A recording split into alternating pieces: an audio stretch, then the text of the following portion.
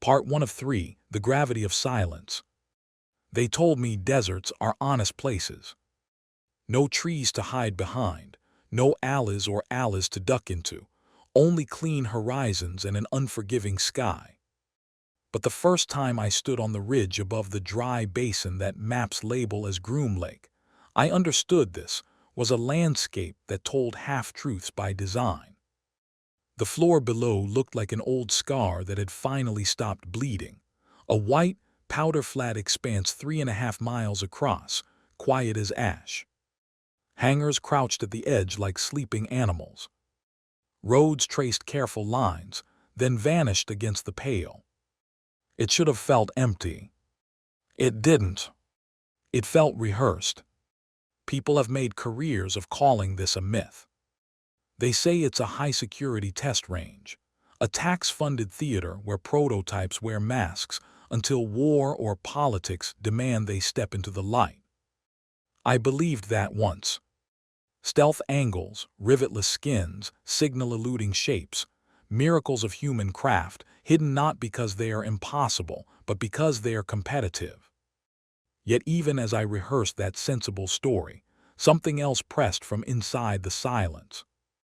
A hum under the sand. A choreography in the way trucks paused, turned, and continued, in how runway markings shifted like tide lines from one satellite pass to the next. There was a logic to it you could feel without understanding, like a heartbeat through a wall.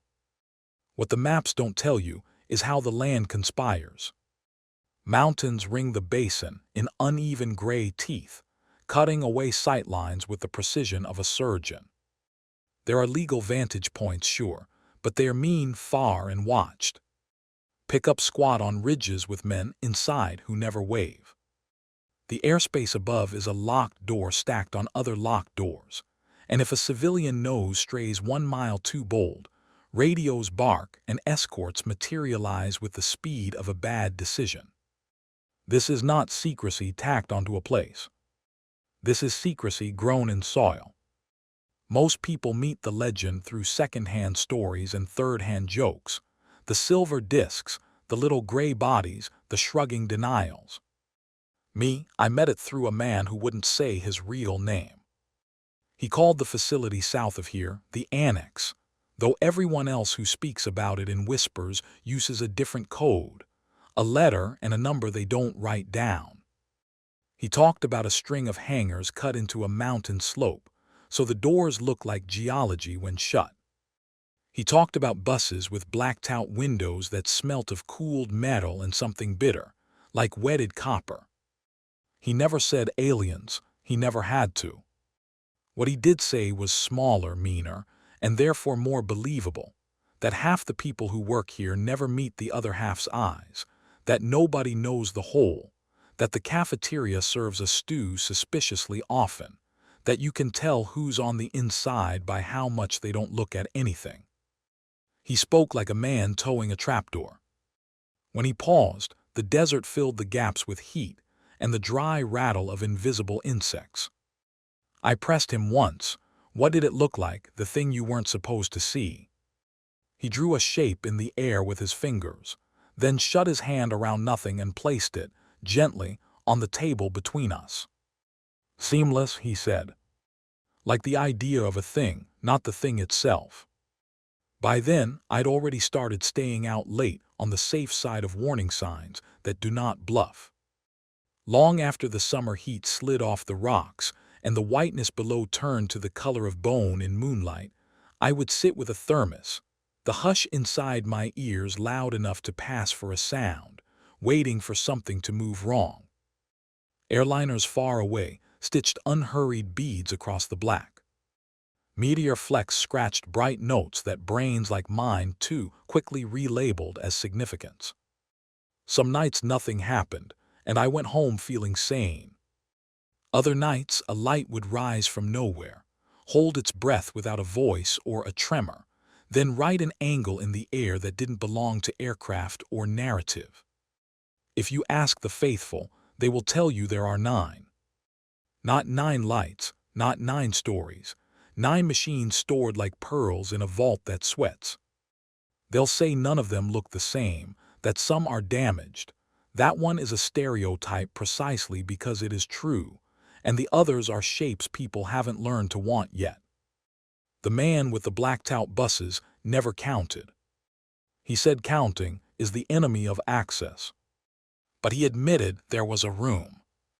He called it the bay, because calling it a hangar would allow you to imagine doors. In the bay, the skin of a machine lay peeled back on cradles like slices of moon. He never saw the whole assembly at once. No one did if the rules were followed. Rumor keeps secrets alive by adding color. He stripped the color away until only weight remained. He told me about the first time he touched its surface.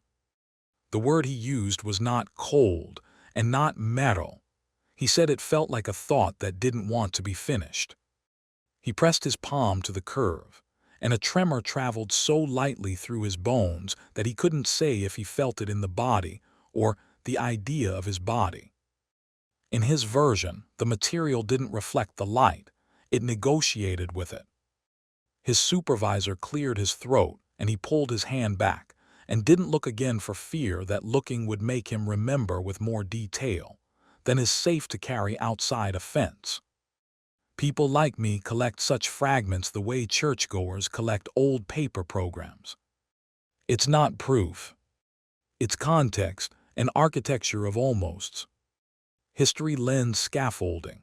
The altitude-drunk spy planes hatched here, the sharp-angled ghosts that wore night like a garment.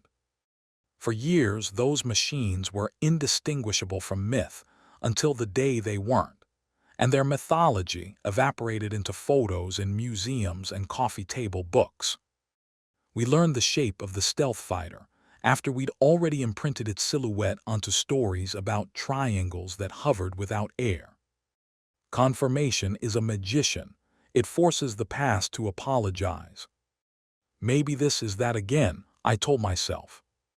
Maybe everything is an echo of the same trick. Except tricks don't expand runways by 1,000 feet. Tricks don't mark and remark that chalk-white lake bed with cryptic lanes that appear and vanish across months, as if something that does not like asphalt needed directions it can read at speed.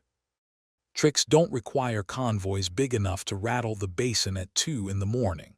Convoys that return lighter or heavier than they left, depending on what calculus your binoculars prefer.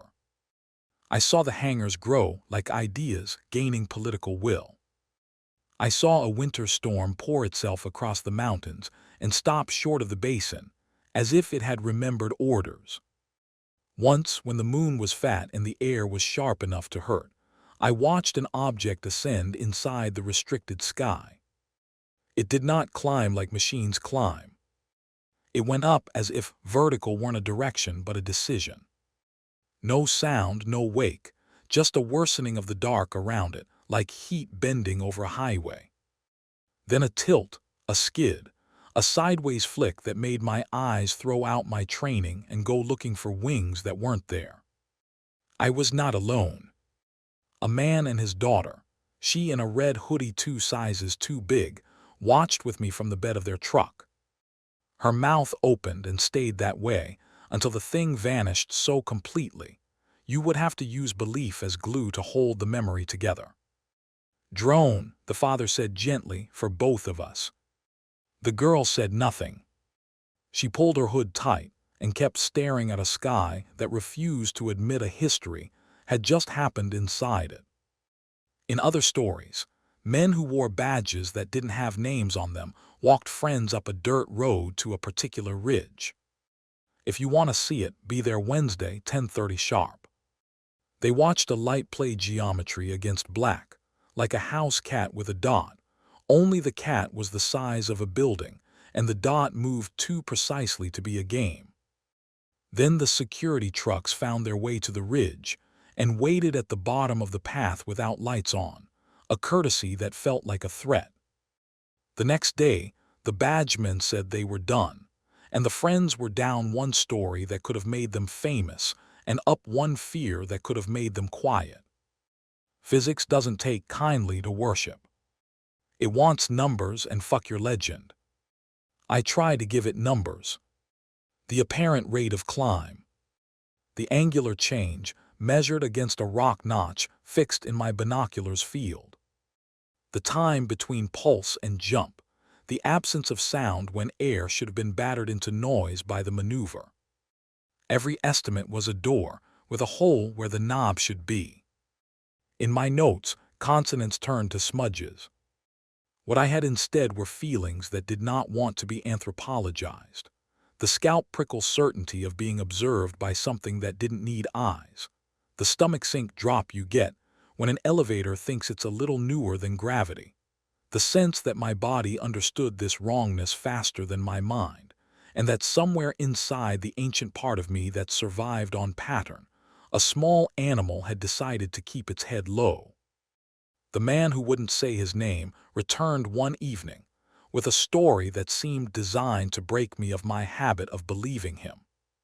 He spoke of a reactor without pipes, a sphere nested inside curved braces that were more like abstract sculpture than engineering. He said a technician in a suit the color of new surgery slid gloved hands through seals and held them inches above the device, not touching. He said the space between palms and machine pressed back, slightly, like air that had grown tense. He used the word well, and I asked if he meant a hole or a source. He smiled without showing teeth. Both, he said. If you stand too close, you feel like you're tipping. He didn't say element, and I didn't make him. There are words that, when spoken aloud, drag entire warehouses of ridicule behind them. In this country, mockery is a kind of national security. It keeps polite people out of rooms where impolite possibilities are being weighed. He used another word instead, mass as a verb. The thing could mass space. Not warp like fiction taught you, he said. Not punch. More like it leaned, and the room leaned with it obligingly. He had read briefings with diagrams that felt like lies told by honest math. He had not done the math. He was not allowed to.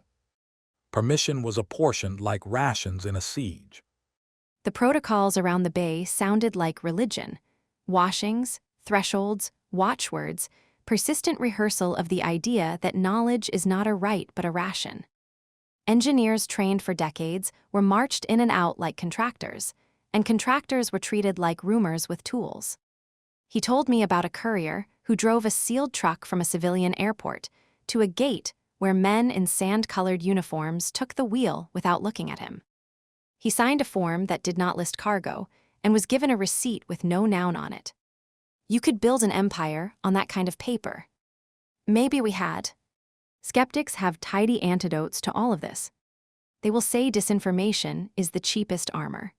Sprinkle a program with fairy dust, and the curious will trap themselves inside a hall of mirrors, arguing about sprites while the jet that matters flies unphotographed at 3 o'clock in the morning. They will say pilots misperceive, cameras lie, the atmosphere plays tricks, and if a nation wishes to train its interceptor crews against the silhouette of an enemy craft, it might invent a shape that flies like a rumor just to see who shows up with binoculars. I used to cradle that argument like a hot mug. Then I burned my tongue on it too many times. If you stand long enough on the good side of the warning signs, you begin to notice patterns in absence. Nights go fully dead in runs of 5 or 7, as if someone has checked a calendar you cannot see and declared a fast. Then, on an evening when even the coyotes hold their jokes, the perimeter hums with more watchfulness than usual. Truck engines idle at the base of hills. A helicopter crosses the desert without strobes. The ridge pickups reposition, not closer but more certain. The first light arrives as a smear, a bright scuff, then resolves into an attitude you don't have a word for. A minute later, another. They drift until drifting is an insult, and then they choose speed, and you have to choose between belief and eyesight because both do not survive. The annex, the one with the letter and the number, appears on no document you can acquire without acquiring a new relationship to the federal government. But the mountain face that hides its doors is more honest than paper. The rock is wrong there. Not to a geologist, perhaps, but to anyone who has stared at enough cliffs to tell when a line is pretending not to be straight. On certain afternoons in winter, when the sun punches the slope from an angle that doubles edges, the seam registers like a scar beneath makeup. You blink and it is gone. You tell yourself it was a wish. And then you see tracks on the lake bed that angle toward emptiness and end because they arrived. For all this, the myth keeps dragging an older, quieter claim in its wake. That somewhere, somehow, we took something from a place it did not mean to leave, and that everything since has been an argument about what to do with an inheritance we do not understand. Maybe the first thing was broken. Maybe the second was older than the dirt we set it on. Maybe one of them carried a roomful of a kind of night you cannot turn into day with electricity. Maybe the most astonishing discovery was not a machine at all, but a way of making matter behave like a promise. Or maybe this is American nonsense, stitched out of boredom and desert air. I tried to quit the ridge. I told myself that fascination is not the same as purpose, and that the desert does not love me for watching it keep secrets. But the idea of a vault under somebody else's mountain with a door that opens like a mouth and the pale, unfriendly light beyond it, well, that has gravity. It masked my days. It tilted my sleep. I dreamt of a hall where machines rested not on stands, but on fields strong enough to hold them like lullabies. I woke with my teeth aching, as if I had been chewing on a number too large to swallow. The man without a name did finally say one thing with the insolence of certainty. There is a moment, he said, when it's running. Not testing, not idle, actually running. The room gets very quiet. Not because it's softer, because your body is listening to something else.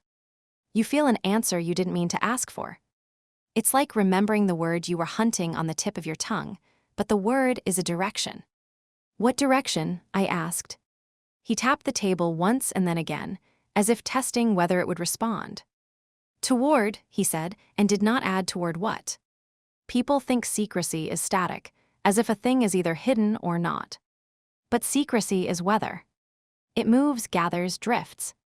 The base below has been expanding one careful footprint at a time, adding boxes whose roofs match the desert so well the eye slides off. Disused markings are scrubbed from the lake bed, not with shovels, but with ideas. Somebody out there decides how much the ground is allowed to remember. Every few months, a new rectangle appears as if the earth has learned a new word, and every few months another pickup parks on a different ridge. And the same white trucks drive the same dusty lines through a choreography that records itself in straightened sage and tire bruises that last long after the story that made them has concluded. I tell you this not to convince you, because conviction is a theater that burns through props fast. I tell you because there is a place in this country where the desert has been taught to keep a different kind of silence than sand was built to hold. And if you stand near it long enough, you will feel the edge of a truth slip under your fingernails. I tell you because one night, when the object rose without asking permission from gravity, the men on the ridge in the pickups did not look up. They watched us instead, as if our faces were the only uncontrolled variable left in an experiment that had learned to run itself. It is possible that nothing of this is alien, in the sense the word has been forced to carry. It may be that everything is ours. Our brilliance, our paranoia, our appetite for control, wrapped in alloy and lifted into skies that accept any penance you make as long as you pay in secrecy. It may also be that something older than our nations moved across the desert once and refused to leave certain rooms. Either way, the result is a place where the honest horizon wears a mask, and the wind carries the smell of coolant over hot dust at hours when the moon is wide enough to be a witness and too far to testify. If you keep listening, the quiet will teach you what to listen for.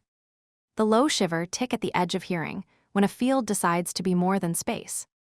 The way a coyote shuts up mid-yelp when a light pauses over a white Dead Sea.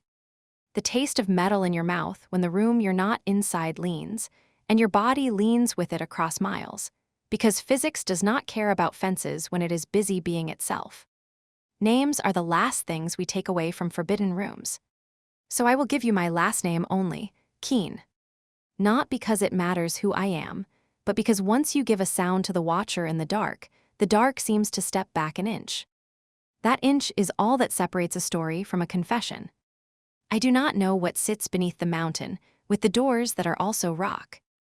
I do not know what rose, soundless and certain, into the restricted sky, while a girl in a red hoodie forgot how to blink. I do know that there is a design to the silence here, and designs are made by minds.